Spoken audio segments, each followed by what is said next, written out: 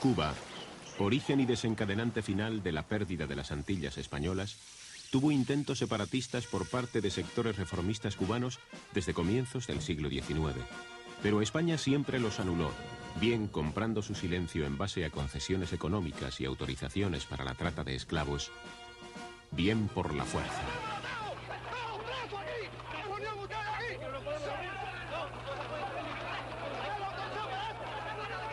En estos intentos emancipadores de los territorios antillanos cobra especial interés la relación existente entre los independentistas cubanos y las sociedades secretas que operaban entonces, especialmente la masonería.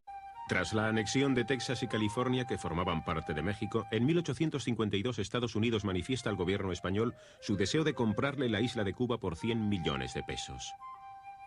En 1868 se produce en la isla un levantamiento que proclama la independencia de Cuba y que cuenta con el apoyo de casi todos los llamados libertadores, Céspedes, Agramonte y tantos otros, iniciándose así las guerras coloniales contra España.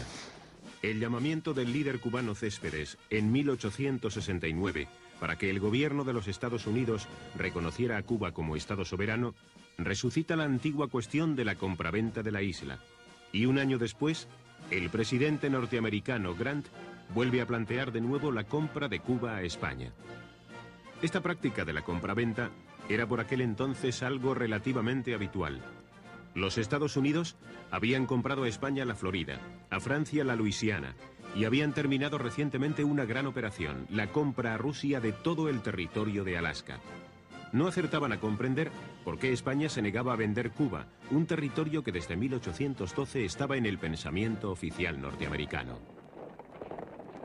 A España, tras haber sofocado la sublevación en Cuba y sufrir durante 10 años un enorme desgaste en vidas humanas y en dinero, se le presenta en 1895 otro levantamiento preparado por José Martí, líder cubano indiscutible. Aunque con su muerte ese mismo año, la revolución perdería un bastión importante, Maceo y Gómez retomarán la lucha que se extiende de forma incontenible por el oriente de la isla. El interés que España tenía en Cuba era por partida doble. Por un lado, la colonia era el mayor mercado de exportación que tenía. Cuba era, además, uno de los territorios más ricos de España, y de su creciente progreso habla por sí solo poseer ferrocarril desde 1837, es decir, 13 años antes que en la metrópoli. Por otro lado, existía un evidente interés político. España no deseaba otorgar mayor libertad y autonomía a la isla. Salvo algunas voces surgidas del sexenio revolucionario y de los republicanos de Pi y Margall, el gobierno y los diversos partidos políticos españoles creían absolutamente necesaria la intensificación de las operaciones militares para terminar con la molesta insurrección. Pronto las vías de conseguir que fuerza plomo calientes y balas americanas. Se produce en la sociedad española una exaltación patriótica que induce a los gobernantes, aristocracia, partidos políticos, periódicos y a la casi totalidad de los españoles a pedir de forma unánime mano dura en Cuba. El avance revolucionario en este periodo de la guerra y la incapacidad de frenar la insurrección mambisa provocó en febrero de 1896 la sustitución del general Martínez Campos por Valeriano Bayler al frente del gobierno español en la isla. Bayler, con sus duras medidas represivas, hizo desaparecer por completo cualquier posibilidad de acuerdo de paz. Pidió más tropas y llevó al teatro de operaciones más de 200.000 hombres, prometiendo terminar con la insurrección en 2 años. El gobierno español había prometido gastar hasta la última peseta y derramar hasta la última gota de sangre por defender el territorio de Cuba. Si se tiene en cuenta que con la ley de reclutamiento de 1885, un quinto podía redimirse del servicio militar obligatorio, que por entonces duraba 8 años, mediante el pago de 2.000 pesetas, fueron las clases más pobres y humildes las que llevaron la peor parte en este drama de la guerra. Muchas familias no podían pagar esa exorbitante cantidad, y otras, algo más afortunadas, hipotecaban propiedades y bienes por el resto de sus vidas, con tal de evitar el envío de sus hijos a un lugar de donde solo 1 de cada 2 españoles regresaba.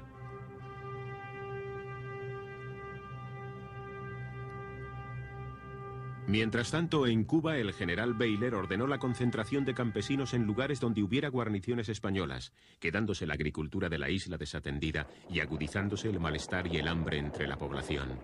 Los cubanos, por su parte, estaban practicando la guerra económica a través de la llamada Campaña de la Tea. Baylor creyó que la muerte del líder cubano, Antonio Maceo, en diciembre de 1896, significaría el final de la revolución. Y Cánovas del Castillo, jefe del gobierno español, había comentado en alguna ocasión que el problema de Cuba podía resolverse con 2 balas afortunadas, en alusión a la posibilidad de que Máximo Gómez y Maceo murieran en la lucha. El destino hizo que Cánovas, que no podía sospechar de una muerte por bala, muriera de un disparo el 8 de agosto de 1897. El pueblo español, si bien vivía confiado en la victoria ante un posible conflicto, tenía también otras preocupaciones: la temporada taurina, la celebración de carnavales y los estrenos teatrales.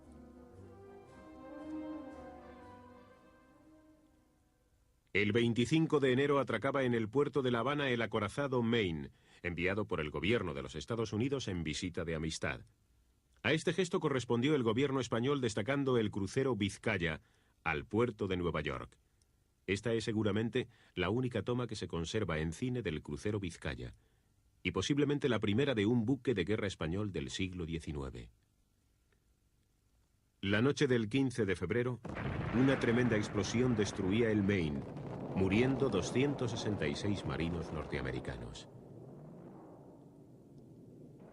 El panorama internacional se ensombrecía por momentos y las relaciones con los Estados Unidos, de por sí ya difíciles, se habían tornado extremadamente vidriosas a partir del siniestro del Maine. La voladura del Maine constituyó un lamentable suceso que se incorporó como un argumento más para la declaración de la guerra. La voladura del Maine, unida a las simpatías del pueblo norteamericano por la causa de Cuba, a las ambiciones anexionistas de algunos sectores sobre las posesiones españolas y a la convicción del gobierno de Washington de que España era impotente para vencer la revolución cubana, hacían prácticamente inevitable la guerra. Estados Unidos intentó una última operación llevada en secreto entre McKinley y la reina regente María Cristina, que satisfaciera sus intereses con un riesgo mínimo: la compra de Cuba a España en $300 millones. Hay esa corta negociación en la que interviene la propia reina María Cristina, y cuando McKinley se convence de que no hay posibilidad de venta, es ya cuando se decide por la última solución, la guerra.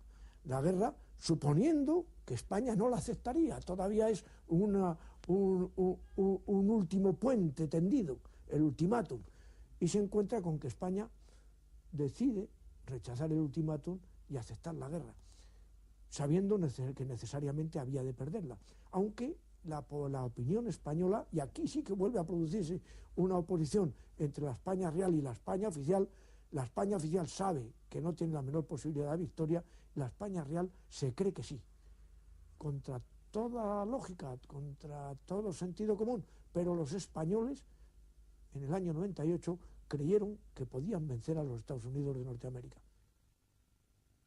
Pablo Iglesias, fundador del Partido Socialista Obrero Español, escribe en esos días: No es fundamento bastante para culpar a los yanquis de la situación gravísima en que nos encontramos.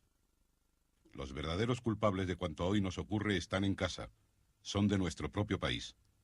No hay duda de que los causantes de la guerra a que estamos abocados son casi todos nuestros políticos, sin distinción de ideas.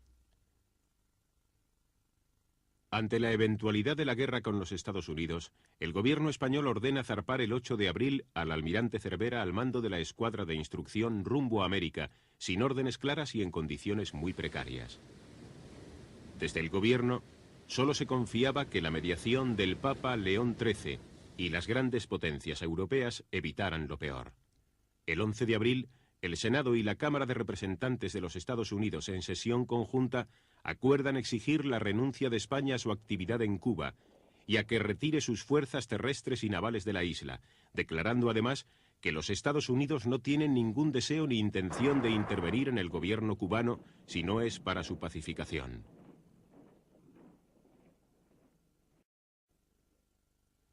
El 21 de abril, los Estados Unidos declaran la guerra a España, y al día siguiente el presidente McKinley Da orden para que se efectúe el bloqueo de los puertos cubanos, llamando a las armas a 125.000 voluntarios.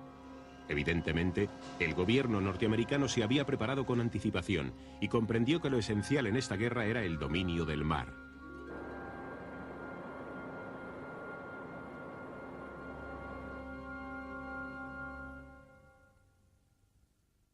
Para ello destacó sobre las posesiones insulares españolas 3 escuadras: las del almirante Sampson y del comodoro Schley, que deberían dirigirse a Cuba y practicar el bloqueo de los principales puertos cubanos, y la del comodoro Dewey, que anclada en Hong Kong partiría hacia Filipinas.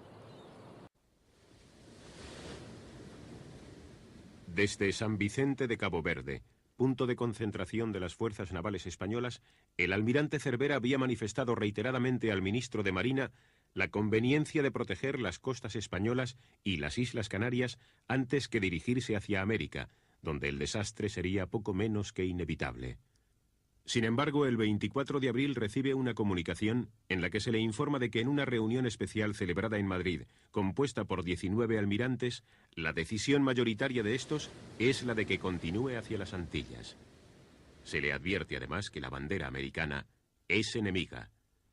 Ante la discrepancia de opiniones, Cervera insinúa el poder ser relevado, pero nadie se atreve a ocupar su difícil puesto. El 29 de abril inicia una travesía llena de dificultades rumbo a Martinica. De allí pone rumbo hacia Curazao pretendiendo carbonear, y tras comprobar que en aquel puerto tampoco obtiene el carbón y el apoyo logístico prometido por Madrid, decide arrumbar finalmente a Santiago de Cuba. La entrada de Cervera en Santiago se produjo el 19 de mayo con las precauciones impuestas por el bloqueo naval americano y con el propósito de cooperar con los cerca de 9.000 hombres que el ejército español tenía allí destacados.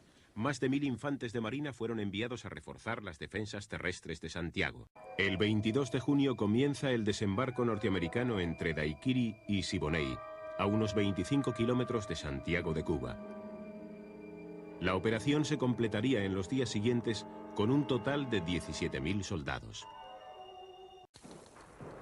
Una vez iniciados los combates en tierra y retirados los españoles de las Guasimas, el general Safter dispuso varios días después que se atacara al Caney y la Loma de San Juan, ya que estimaba que estas posiciones constituían la llave para la conquista de la ciudad de Santiago de Cuba. Los duros enfrentamientos y la fuerte resistencia ofrecida por el ejército español provocaron un despacho del general Safter a Washington comentando que necesitaba refuerzos y que pensaba replegarse a 5 millas de la línea de combate.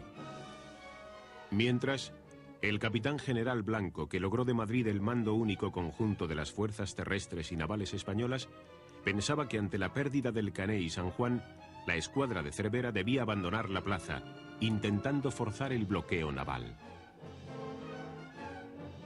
Cervera sabía que sus buques no podrían hacer frente a los americanos, no solo porque eran inferiores en poder ofensivo, sino porque habían salido de Cabo Verde en pésimas condiciones, con calderas inservibles, mal alimentados de carbón y con múltiples defectos en la munición. El almirante prefería destinar sus hombres a la defensa de la plaza, desmontar los cañones de los barcos y hundir la flota antes que exponerse a una acción tan absurda como inútil, pero la obstinación y la autoridad de Blanco se impusieron. El curso de los acontecimientos y con ellos la guerra cambian radicalmente con la orden enviada al almirante Cervera de que su salida de Santiago con toda la escuadra debe ser inmediata. Durante el día 2 de julio reembarcaron las cansadas dotaciones que habían estado combatiendo en tierra para partir hacia el inevitable combate naval. Comenzaba el principio del fin.